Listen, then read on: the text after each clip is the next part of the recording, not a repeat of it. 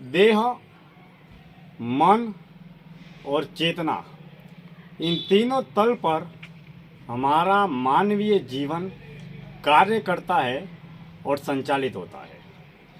यानी कि जो देह है, इस देह में मन और चेतना जो है वह अदृश्य रूप से स्थापित है। मन एक विचार है, विकार है, काम है, क्रोध है, लोभ है, मोह है, अहंकार है।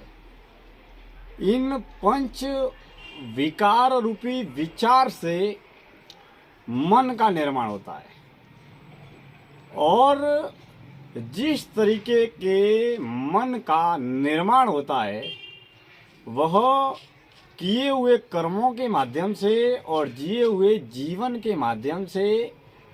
जिस तरीके के मन का जन्म से बचपन, बचपन से जवानी, जवानी से बूढ़ापा, जिस तरीके के विचारों का निर्माण हुआ है, उन्हीं विचारों के आधार पर जो देह है वह कर्म करती है, क्रिया करती है। अब मन और देह दोनों मिलकर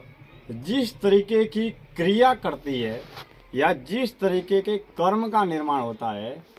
ठीक उसी तरीके से हमारे जीवन में कर्म से कर्म फल का और कर्म फल से जन्म और जीवन का निर्माण होता है। अब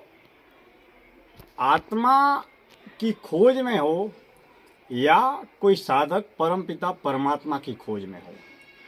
कोई व्यक्ति सत्य की खोज में हो या संसार की खोज में हो, इन दोनों की खोज के लिए देह का और मन का शक्तिशाली होना बेहद आवश्यक है। क्योंकि देह जिस तरीके की क्रिया करेगी उसी के आधार पर जन्म और जीवन का निर्माण होता है। यानी कि देह, मन और चेतना, इन तीनों तल पर जब साधक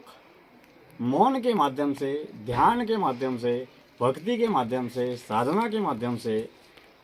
सात्विक कर्मों के माध्यम से, सतोगुणी विचारधारा के माध्यम से जिस तरीके के जीवन का निर्माण होता है,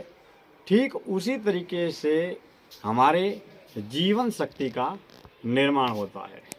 अब संसार का कोई भी कार्य करना हो, घर